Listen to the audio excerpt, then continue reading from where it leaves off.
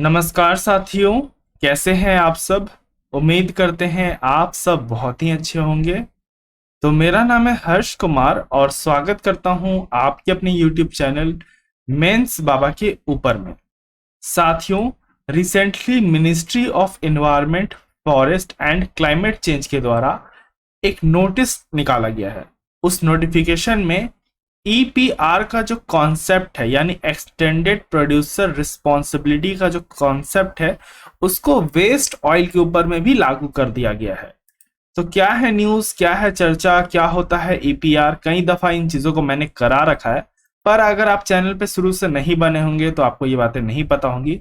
तो अगर आप नए नए आए हैं चैनल पे तो चैनल को सब्सक्राइब कर दें और वीडियो को भी लाइक कर दें ताकि ये जानकारी आपके अन्य दोस्त तक भी पहुंच सके। जीएस पेपर 2 से इंपॉर्टेंट रहेगा गवर्नमेंट पॉलिसीज एंड इंटरवेंशन, सरकार की नीतियां और उनके हस्तक्षेप। न्यूज में क्या है, न्यूज में है कि ministry of environment, forest and climate change के द्वारा एक नोटिस निकाला गया है जिसमें यह कहा गया है कि जो एक्सटेंडेड प्रोड्यूसर रिस्पॉन्सिबिलिटी है ना, वो अब वेस्ट ऑयल के ऊपर में लागू होगा। अब ये चीजें मैं अभी आगे बताऊंगा। पर और न्यूज में क्या है, न्यूज में यह भी है कि जब यूनियन बजट 23-24 का जब पेश हुआ तब निर्मला सीतारमन जी के द्वारा यह कहा गया था कि अब भारत सस्टेनेबल डेवलपमेंट के ऊपर में काम करेगा और साथ ही साथ सर्कुलर इकोनॉमी के ऊपर में, जिसमें बेसिकली ये फोकस किया जा रहा है कि किस तरह हम अपने नेचुरल रिसोर्सेस को रिप्लेस कर पाए ऐसे रिसोर्सेस से जो वापस से क्या हो सके साथियों, वापस से आपका एक तरह से प्रोड्यूस हो सके, जैसे रिन्यूएबल सोर्सेज हो गया। या फिर हम अपने मैन्युफैक्चरिंग यूनिट को ऐसा डेवलप करें कि जो भी अवशिष्ट पदार्थ निकल रहा है, जो जैसे बैटरी इस्तेमाल किया और कल को वो बैटरी फेंक देगा लोग। मैंने ये कराया है आपका बैटरी, एक मैनेजमेंट वाला, मैंने अभी मुझे याद नहीं आ रहा, मैं क्लासेस लिया था मैंने बैटरी के ऊपर में, जिसमें ईपीआर का कॉन्सेप्ट लागू किया गया था। उसका आई बटन के पास आपको लिंक दिख रहा होगा, आप देख लीजिएगा बाद में, पर अभी ये वाला वीडियो पहले देख लीजिए। तो सरकार अब क्या चाह रही है ना कि जो सामान आप इस्तेमाल करते हो उसको फिर फेंक देते हो। तो अगर हम सतत विकास की बात करते हैं, सस्टेनेबल डेवलपमेंट की बात करते हैं, तो वहां पे हम रिसोर्सेज को कितना दिन तक एक्सप्लॉइट करेंगे। कहीं ना कहीं हमें जो वेस्ट हुआ चीज है उसको उपयोग में लेना चाहिए। अगर कोई मोबाइल खराब हो गया, अगर हम उसे ठीक कर देते हैं और वापस उपयोग में लेते हैं तो हम अपने ई वेस्ट को कम कर पाएंगे। तो इसको देखते के साथ भारत सरकार ने इस बार सोचा क्यों ना हम इसे वेस्ट ऑयल पे भी लागू कर दें। अच्छा, वेस्ट ऑयल क्या होता है? वेस्ट ऑयल आपको तो कुछ नहीं, आपको एकदम जनरल भाषा में मैं समझा देना चाहता हूँ। वेस्ट ऑयल का मतलब होता है, जैसे आप कभी अपने अगर गाड़ी होगी आपके घर में तो आपने कभी मोबिल पलटी कराया होगा, तो जब वो मोबिल चेंज करते हैं ना तो वो पुराने वाले मोबिल को निकालते हैं। अब वही मोबिल बहुत जहरीली होती है, वो बहुत खराब होती है, ठीक है, उसमें बहुत सारे मेटल के धातु होते हैं जो किसी भी फ्रेश वाटर को खराब करने का ताकत रखते हैं या आपके एनवायरनमेंट को प्रदूषित करने का ताकत रखते हैं। अगर आपने उसे एज इट इज सॉइल में डाल दिया तो भैया वो बर्बाद हो जाएंगे। तो इसीलिए उसको ध्यान में रखते हुए अब वेस्ट ऑयल का कॉन्सेप्ट वहां पे लागू किया गया है। तो ईपीआर मैंने बता चुका है, ईपीआर का मतलब है एक्सटेंडेड प्रोड्यूसर रिस्पॉन्सिबिलिटी। अच्छा, यहाँ पे हम समझ जाते हैं वर्ड से ही मतलब। जैसे मान के चलिए मैंने कोई चीज बनाया, जैसे मान के चलिए मैंने एक रबड़ बनाया, ठीक है, या फिर मैंने एक फोन बनाया। अब इस फोन को क्या करेगा, लोग इस्तेमाल करेगा। अब इस फोन की लाइफ कितनी होगी, 1 साल, 2 साल, 3 साल, कुछ लाइफ होगी इसकी। उसके बाद भैया ये आउटडेटेड हो जाएगा या फिर किसी कारणवश ये खराब हो जाएगा। उसके बाद लोग क्या करेंगे, इसे फेंक देंगे। अब ये फेंक दिए ना तो सरकार नहीं बोलेगी कि मैं आके इसे उठाऊंगा, भैया तुमने बनाया था, तुम उठाओ। यही है एक्सटेंडेड प्रोड्यूसर रिस्पॉन्सिबिलिटी। अगर आपने कुछ भी ऐसा बनाया ना जो एनवायरनमेंट पर इंपैक्ट डाल रहा है तो उसकी सफाई करने का ना जो यहां पे लिया जा रहा है जिम्मा, वो वही लेगा जिसने उस कचरे को फैलाया है। यहाँ पे म्युनिसिपल कॉर्पोरेशन कुछ भी एकदम दावा नहीं करेगी कि भैया हम इसे काम करेंगे, इस पे हम ये करेंगे, ऐसा कुछ भी नहीं करेगी।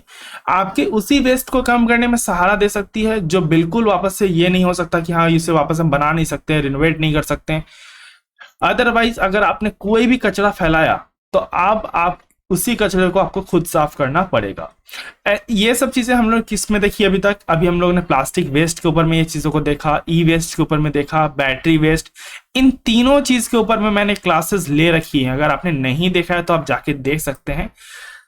जो भी इसमें अमेंडमेंट किया गया था, चाहे आपका प्लास्टिक वेस्ट के ऊपर में हो, ये भी मैंने क्लास में बताया है कि उस पे भी अब ईपीआर का कॉन्सेप्ट लागू होगा, ई वेस्ट के ऊपर में भी ईपीआर का कॉन्सेप्ट लागू होगा, बैटरी वेस्ट के ऊपर में भी ईपीआर का कॉन्सेप्ट लागू होगा। और भारत सरकार लगातार प्रयास कर रही है कि ईपीआर का कॉन्सेप्ट लागू किया जाए उन सब सामानों के ऊपर में जो ठीक हो सकते हैं। अब इस नोटिफिकेशन के बारे में और जान लेते हैं। इस नोटिफिकेशन को इसलिए निकाला गया है ताकि हम जो वेस्ट ऑयल भारत में पूरे तरीके से बह रहा है, या फिर आप कह सकते हो प्रदूषित कर रहा है पानी को, उसको कहीं ना कहीं बचा सकें, उसको रोक सकें। इसलिए भारत सरकार के द्वारा यह कहा गया कि अब हम ईपीआर का कॉन्सेप्ट वेस्ट ऑयल के ऊपर में भी लागू करेंगे। क्यों करेंगे? क्योंकि ये किसी भी वाटर को पॉल्यूट कर सकता है, सॉइल को खराब कर सकता है। इसमें ऐसे धातु मिले होते हैं जो बहुत ही खराब होते हैं, जैसे जिंक हो गया, कैडमिनियम हो गया, ऐसे तमाम तरह के इसमें धातु होते हैं जिनमें ताकत होता है कि वो किसी भी फ्रेश वाटर को खराब कर दें। एम यही है, एम है कि हम प्रिवेंट कर सके पॉल्यूशन को, ठीक है, और रिसाइकल कर सकें ताकि हमारा जो रिसोर्सेज हो वो सस्टेनेबल तरीके से हो। रिकमेंडेशन क्या दिया गया है? रिकमेंडेशन ये दिया गया है कि सेंट्रल पोल्यूशन कंट्रोल बोर्ड के ऊपर में आप एक ऑनलाइन पोर्टल है, ठीक है, आप जाके अपना रजिस्ट्रेशन कराइए। रजिस्ट्रेशन किसको किसको करना है? प्रोड्यूसर को करना है, कलेक्शन एजेंट को करना है, रिसाइकलर्स को करना है, और वेस्ट ऑयल इंपोर्टर्स को करना है।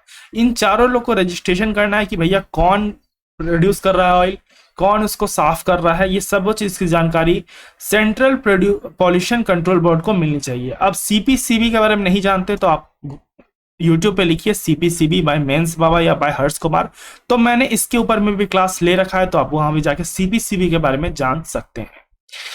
एप्लीकेबिलिटी मैंने बता दिया, जो ईपीआर का कॉन्सेप्ट उन्हीं के ऊपर लागू होगा जो भैया प्रोड्यूस कर रहे हैं, बल्क में जनरेट कर रहे हैं क्या, वेस्ट ऑयल को, जैसे इंडस्ट्री हो गया, रेलवेज हो गया, ट्रांसपोर्ट कंपनीज हो गई, पावर ट्रांसमिशन कंपनीज हो गई, और अन्य कंपनीज जो भी वेस्ट ऑयल को निकाल रही है उन पर ईपीआर का कॉन्सेप्ट लागू होगा।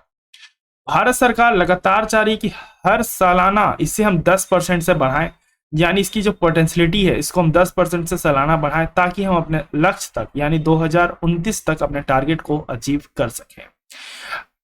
इसके लिए आपको क्या जरूरत पड़ेगा? प्रोविजन एंड रिस्पॉन्सिबिलिटीज क्या है साथियों? प्रोविजन एंड रिस्पॉन्सिबिलिटी है कि ईपीआर का सर्टिफिकेशन लेना होगा आपको पहले, कि आपने ईपीआर का लेके रखा है भैया।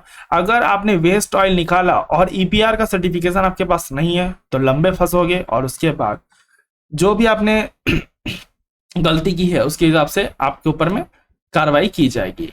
ब्यूरो ऑफ इंडियन स्टैंडर्ड्स के जो भी मापदंड सेंड किए गए हैं एक रिफाइंड ऑयल को लेकर, वो आपको सब कुछ फुलफिल करना होगा। अच्छा, सर्कुलर इकोनॉमी के बारे में जान लेते हैं। क्विक फैक्ट है आज का, ठीक है, मैंने ऐड किया ऐसे।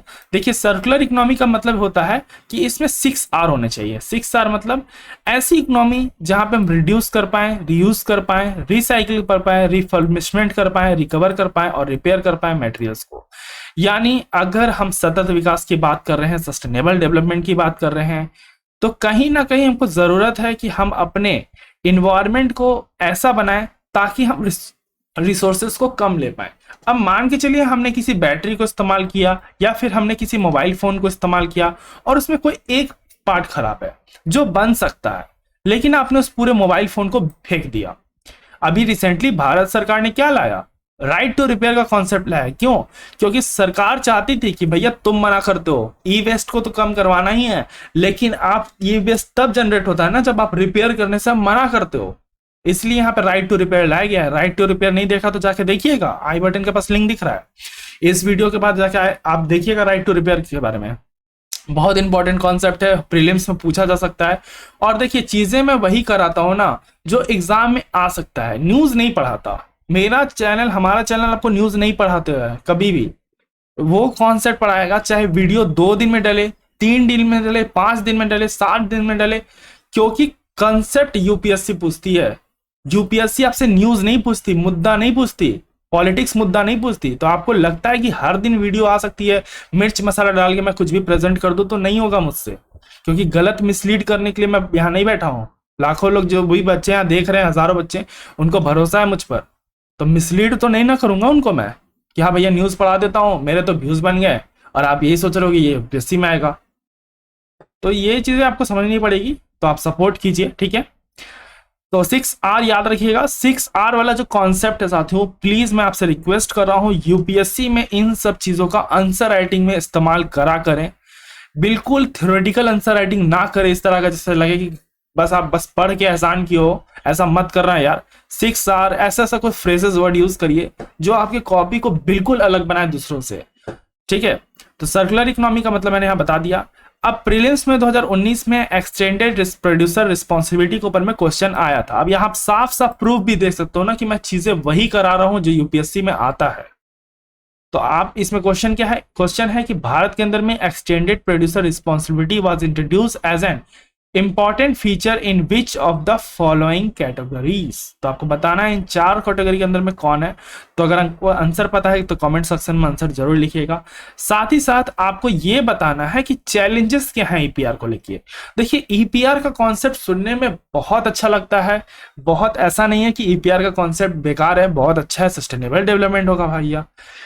लेकिन जहां हम बात करते हैं साथियों ईज ऑफ डूइंग बिजनेस के बारे में, ठीक है, वहां पे ईपीआर का कॉन्सेप्ट लगाना, पहले ही बताना प्रोड्यूसर को, पहले बोलेंगे आइए हमारे यहाँ निवेश कीजिए, हमारे यहाँ अपना बिजनेस बढ़ाइए, फिर उनको बोलना कि ये गंदगी तुमने फैलाई है तुम साफ करो।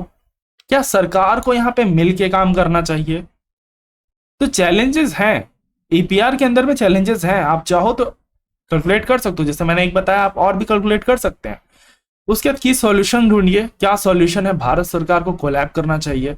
बहुत सारे की सॉल्यूशन आप निकालिए ताकि आप एक अच्छा आंसर राइटिंग ईपीआर के ऊपर में तैयार कर सको। ईपीआर एक बहुत इंपॉर्टेंट टॉपिक है साथियों, इग्नोर मत कीजिएगा इसे, दोस्तों तक भी शेयर कीजिए जो भी तैयारी कर रहे हैं एग्जामिनेशन की। अगर आपको वीडियो समझ में आई है तो वीडियो को लाइक कर दीजिए, चैनल को सब्सक्राइब कर दीजिए, बेल आइकन प्रेस करेंगे ताकि मेरे लेटेस्ट वीडियोस आप तक जल्दी पहुंच सकें। शेयर करेंगे, बहुत सारी स्पेशल क्लासेस चलते रहती हैं, जाके देख सकते हैं। तब तक लिए रखें अपना ध्यान, मुझे दे आ गया, धन्यवाद। जय हिंद, जय भारत।